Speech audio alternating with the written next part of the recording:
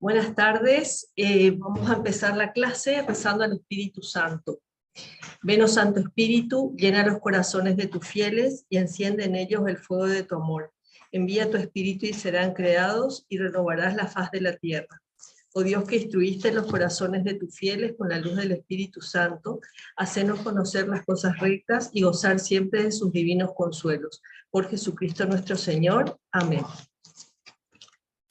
Bueno, entonces seguimos con el capítulo 3 y nos quedamos en Nicodemo, ¿verdad?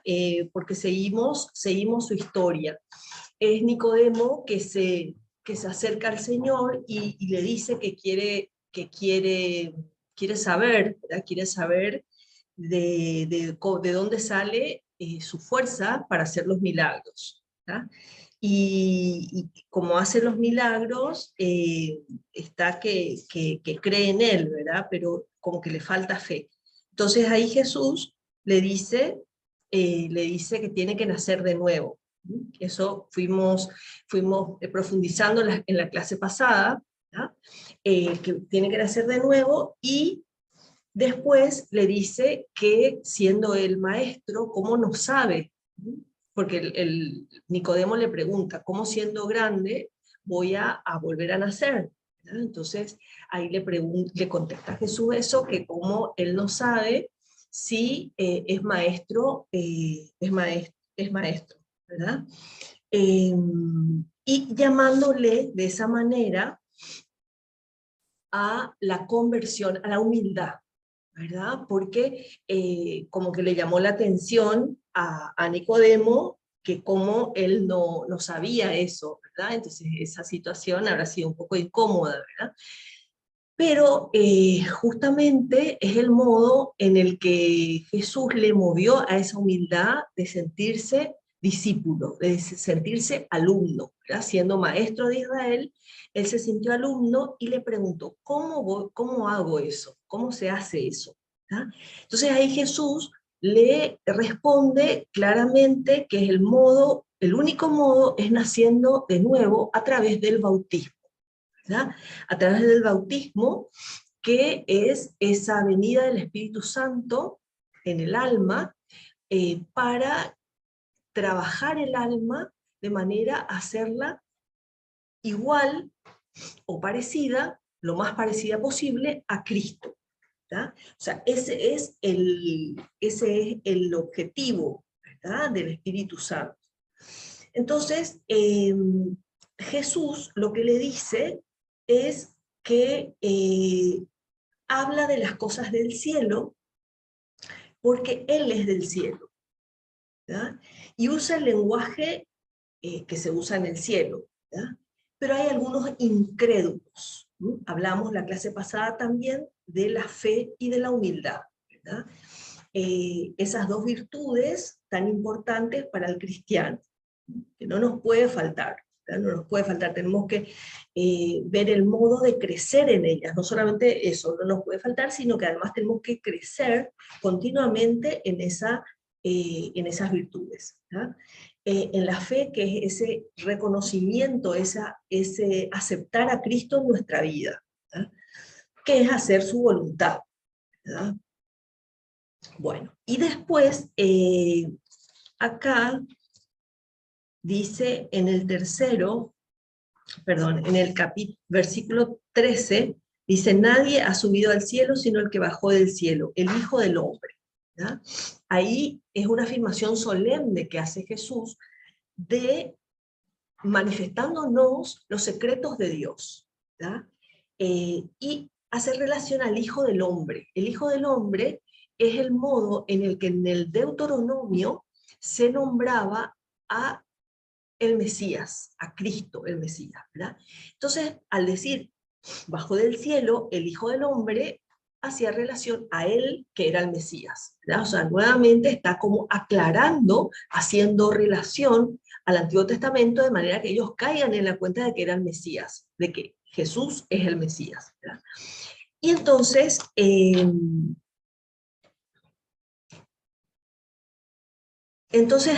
pasa a hablar de hace una comparación, ¿verdad? Y dice, como Moisés levantó la serpiente en el desierto, así es preciso que sea levantado el Hijo del Hombre, para que todo el que crea en él tenga vida eterna. Y esto hace relación a su pasión, a la muerte en la cruz de Cristo, ¿verdad? Porque en el Antiguo Testamento hubo ¿cómo se llama esto? Unas serpientes venenosas que avanzaron sobre los judíos, y Jesús le dijo a Moisés que haga una serpiente de bronce, y cuando levantaba la serpiente, todos los que habían sido mordidos eran curados. Entonces hace relación a que cuando Él sea levantado en la cruz, todos seremos curados. Los que miremos esa cruz con fe, con amor, seremos curados. Entonces, es muy importante todo esto, ¿verdad?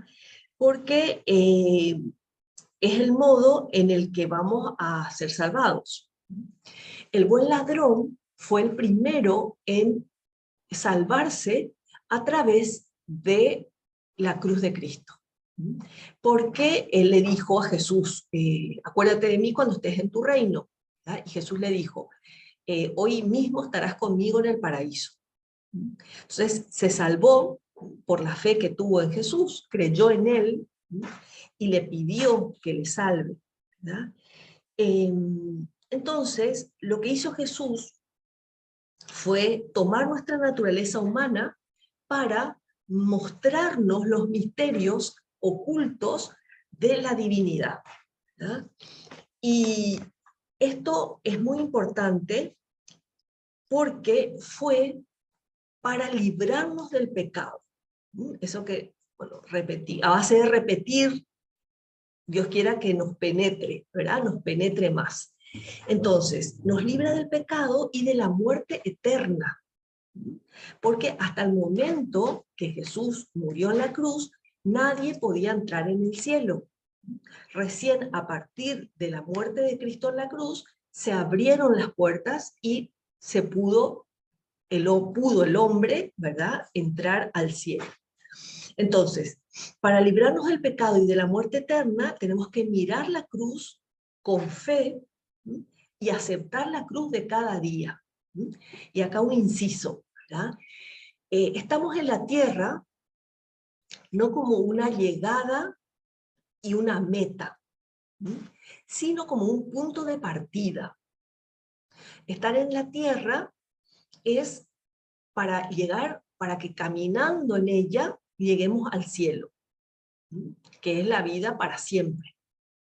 Por eso muchas veces yo digo que no nos tiene que asustar tanto la muerte, porque justamente es el paso de la vida con minúscula, de la vida terrena, a la vida del cielo, a la vida divina, a la vida con mayúscula. ¿verdad? Entonces no nos tiene que asustar tanto la muerte.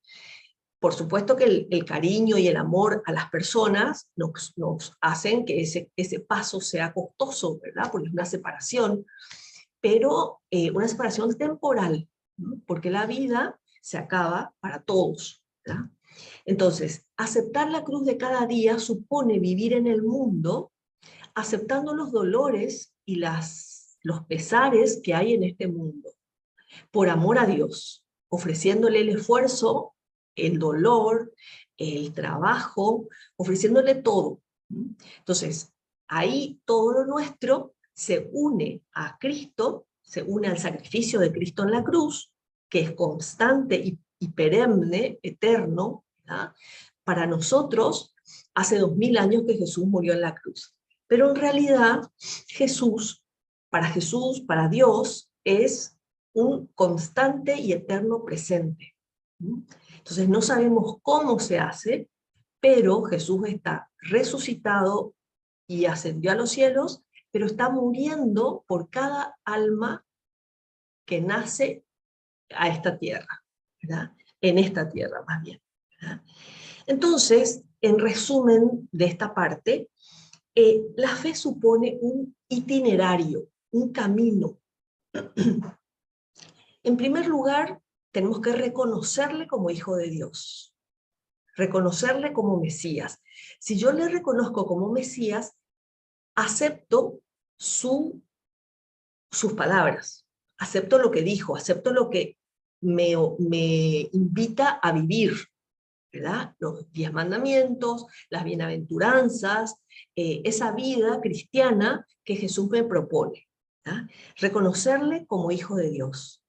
Hay gente que a pesar de creer en Dios, vive como antes de Cristo, antes de que viniera Cristo, ¿verdad? Porque antes de que viniera Cristo, bueno, había que rezar, había que dirigirse a Dios, pero no había un camino abierto, un camino establecido para el modo en el que tratara a ese Dios. Pero con la venida de Cristo ya eso cambió. Cristo ya trajo el camino, estableció el camino, aclaró el camino para que sepamos cómo tratar a Dios. Segundo, participar en la misma vida, de su misma vida. Y eso que venimos diciendo muchas veces, que es participar a través de su gracia, a través de los sacramentos en realidad que nos viene su gracia, participamos de su vida divina. Entonces participamos a través de la Eucaristía, a través de la confesión, a través de la oración, de las buenas acciones, que nos vienen gracias actuales también, ¿verdad? La gracia santificante y las gracias actuales, ¿verdad? Que Dios a través de las buenas acciones nos manda, ¿verdad? Entonces participar de su vida divina. Y tercero, hacernos semejantes a Él.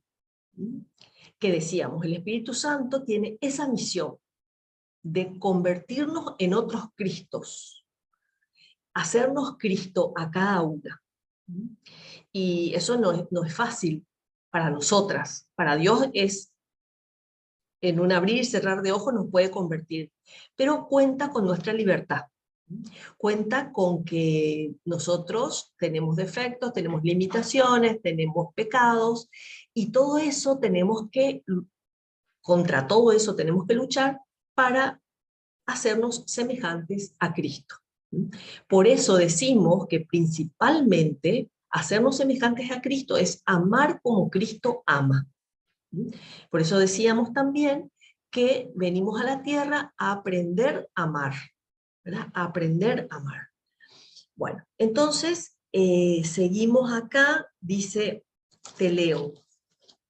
Tanto amó Dios al mundo que le entregó a su único Hijo, para que todo el que cree en Él no perezca, sino que tenga vida eterna. Pues Dios no envió a su Hijo al mundo para juzgar al mundo, sino para que el mundo se salve por Él. El que cree en Él no es juzgado, pero quien no cree ya está juzgado. Pero porque no cree en el nombre del Hijo unigénito de Dios. Este es el juicio, que vino la luz al mundo y los hombres amaron más las tinieblas que la luz, ya que sus obras eran malas. Pues todo el que obra mal odia la luz y no viene a la luz, para que sus obras no sean reprobadas. Pero el que obra según la verdad viene a la luz, para que sus obras se pongan de manifiesto, porque han sido hechas según Dios. Bueno, entonces toda esta parte nos habla del gran amor de Dios, ¿verdad? El gran amor que Dios nos tiene y cómo tenemos que corresponder a ese amor. Esa es nuestra vida, ese tiene que ser el empeño de nuestra vida, corresponder al amor de Dios.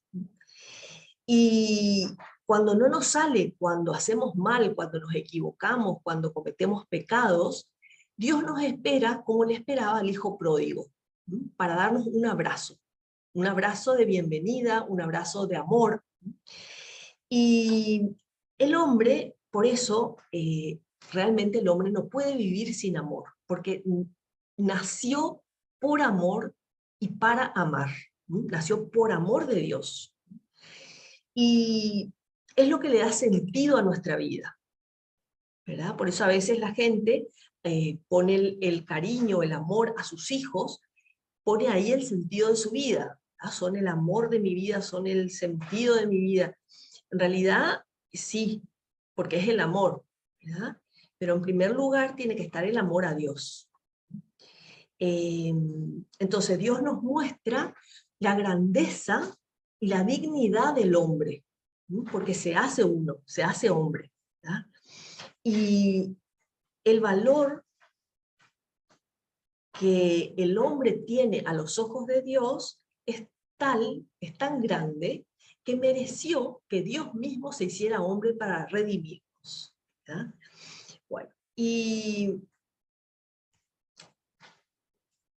con esta imagen del nuevo nacimiento del que habla Cristo, queda resaltada la nueva condición del hombre después del bautismo. Es otro ser, se convierte en un ser espiritual. Y por eso, más unido a Dios. Entonces el ser humano es transformado en un ser según el Espíritu de Dios. Adquiere la filiación divina, o sea, pasa a ser hijo de Dios. Y por eso la libertad propia de los hijos de Dios. Todos aquellos, te leo una frase que tengo acá, todos aquellos que creyeron en Cristo recibieron el poder de hacerse hijos de Dios. Esto es, hijos del Espíritu Santo, para que llegaran a ser de la misma naturaleza de Dios. No nos hacemos una idea, porque no nos hacemos ni una mínima idea, de lo que es tener la misma naturaleza que Dios. Porque la naturaleza humana es la única que conocemos bien, ¿verdad? Conocemos la naturaleza de los animales, ¿verdad? La naturaleza de un caballo, de un perro, de una planta, ¿verdad? Pero no son seres espirituales. Entonces, no nos hacemos una idea de lo que es ser partícipes de la naturaleza divina, ¿verdad? Que Dios nos haya regalado su vida y nos vaya llenando de su vida a medida que avanzamos, ¿verdad? Si le tratamos y si buscamos su gracia. Entonces, podemos decir que existen dos nacimientos, uno del cuerpo, ¿verdad? Uno que es de la tierra y otro que es del cielo. Uno que es de la carne y otro que es del espíritu. Y uno que es de la mortalidad, otro que es de la eternidad. Uno que es del hombre y la mujer y otro que es de Cristo y de la iglesia. O sea, tenemos dos nacimientos. Y los dos son únicos, ¿verdad? No se pueden repetir. El bautismo nos hace nacer a la vida del espíritu y el nacimiento nos hace nacer a la vida de la carne, ¿verdad? Del cuerpo. Bueno, entonces la entrega de Cristo en la cruz, la entrega de Cristo al hacerse hombre en primer lugar y después su muerte en la cruz, son una llamada a corresponder a su amor. Si Dios nos ha creado, si Dios nos ha redimido, ¿cómo podemos no amarle? Tenemos que buscar el modo de amarle mucho. Bueno, y acá viene el 22, versículo 22 del capítulo 3, que dice lo siguiente: nuevo testimonio del Bautista. Después de esto fue Jesús con sus discípulos a la región de Judea, y allí convivía con ellos y bautizaba. También Juan estaba bautizando en Ainón, junto a Salim, porque allí había mucha agua, y acudían a ser bautizados, pues aún no había sido encarcelado Juan. Se originó una discusión entre los discípulos de Juan y un judío acerca de la purificación, y fueron a Juan y le dijeron: Rabí, el que estaba contigo al otro lado del Jordán, de quien tú diste testimonio, está bautizando y todos van con él, van a él.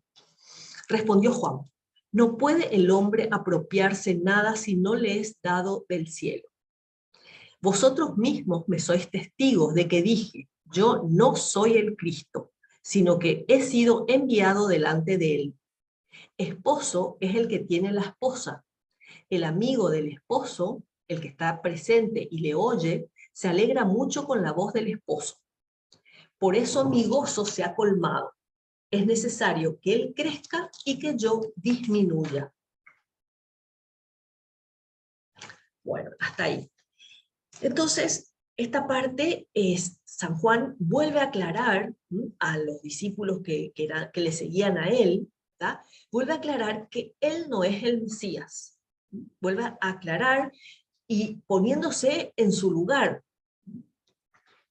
¿Cuántas personas ahora, por ser amigas de una persona conocida o por ser cuñadas, comadres, vecinas, lo que sea, ya se creen con una especial, no sé, como para un trato especial, ¿verdad? Sin embargo, Juan se da cuenta de que él no tiene ni por qué desatar las sandalias de Cristo. Bueno, entonces le aclara que, que él vino para abrirle camino, ¿verdad? Para que él crezca y que yo disminuya, ¿verdad? Entonces, el ministerio de Cristo empezó a la par que el de Juan, ¿verdad? O sea, fue antes de que él fuera encarcelado. Por eso sus discípulos vienen y le dicen, mira, Jesús está bautizando y la gente se va detrás de él, ¿verdad? Entonces él le dice, para eso yo estoy predicando, ¿verdad? Entonces, es un modo simbólico el que habla de Jesús como el esposo y la iglesia como la esposa. Pero es una manera muy esclarecedora, ¿verdad?, de cómo es la relación entre Cristo y la iglesia. Por eso es que no es posible decir, yo creo en Dios, pero no en la iglesia. La gente lo dice, y mucho, ¿verdad? Pero no se puede decir eso porque yo no puedo creer en Cristo si no creo en la iglesia. Porque Cristo creó la iglesia como representante suyo. Entonces, no puedo decir yo creo en Cristo y no creo en la iglesia que Él creó, ¿verdad? Porque veo los defectos de los hombres, porque veo las limitaciones y los pecados de los que forman la iglesia, de los que formamos la iglesia, ¿verdad? Entonces, esa relación entre Cristo y la iglesia son un símbolo de los vínculos esponsales que se crean entre una persona, entre un hombre y una mujer, ¿verdad? Que nosotros sabemos que son una sola carne una vez que se casan, ¿verdad? Y asimismo es Cristo con la iglesia, ¿verdad? Es lo mismo. Cristo es la cabeza y la iglesia es el cuerpo, ¿verdad? Somos el cuerpo. Entonces, el Bautista se alegra de ver la actuación del Mesías, ¿verdad? Bueno, y después, y cumplió fielmente esto de desaparecer, conviene que él crezca y que yo disminuya, porque él le decía a sus discípulos que vayan detrás de Jesús. Y en toda tarea apostólica, todas estamos embarcadas en alguna u otra tarea apostólica de acercar a la gente a Dios, ¿verdad? Tenemos que vivir esto mismo que hizo Juan Bautista. Conviene que él crezca y que yo disminuya. O sea, poner a la gente delante de Cristo, delante de Dios, y que sea el protagonista Dios, ¿verdad? Dejando a Cristo que sea el que busca a las personas, que enamora a las personas, porque Él es Él es Dios, ¿verdad? Bueno, y después, para terminar este capítulo, dice, el que viene de arriba, el versículo 31, o 33, en realidad. El que viene de arriba está sobre todos. El que es de la tierra es, y de la tierra habla. El que viene del cielo está sobre todos, y da testimonio de lo que ha visto y oído, pero nadie recibe su testimonio. El que recibe su testimonio confirma que Dios es veraz, pues aquel a quien Dios ha enviado habla las palabras de Dios porque da el Espíritu sin tasa. El Padre ama al Hijo y todo lo ha puesto en sus manos. El que cree en el Hijo tiene vida eterna, pero quien rehúsa creer en el Hijo no verá la vida, sino que la ira de Dios pesa sobre él. Son palabras duras, ¿verdad? Nos revela de esta manera la divinidad de Cristo nuevamente, o sea, reafirma la divinidad de Cristo. Y además habla de la relación que tiene Cristo con el Padre y con el Espíritu Santo. Y por ahí hay gente que quiere negar la existencia de la Trinidad, ¿verdad? De la Santísima Trinidad, y sin embargo acá claramente habla de esa relación. Y que participaremos de esa vida eterna y divina los que creemos en Cristo. Por eso vuelvo a reafirmar la importancia de la fe. La fe y vivir de fe, ¿verdad? No una fe teórica, ¿verdad? Una fe teórica y práctica. Fuera de la fe no hay posibilidades para la esperanza, ¿verdad? O sea, cuando tenemos fe hay esperanza de salvación siempre, ¿verdad? Ese amor a Dios o esa correspondencia a Dios de cada una, ¿verdad? Y si no hubo correspondencia, si hubo pecado, volver a Dios, que Él nos espera siempre como el Padre de la parábola del Hijo Pródigo, ¿verdad? Lleno de misericordia, lleno de amor. Y hasta aquí.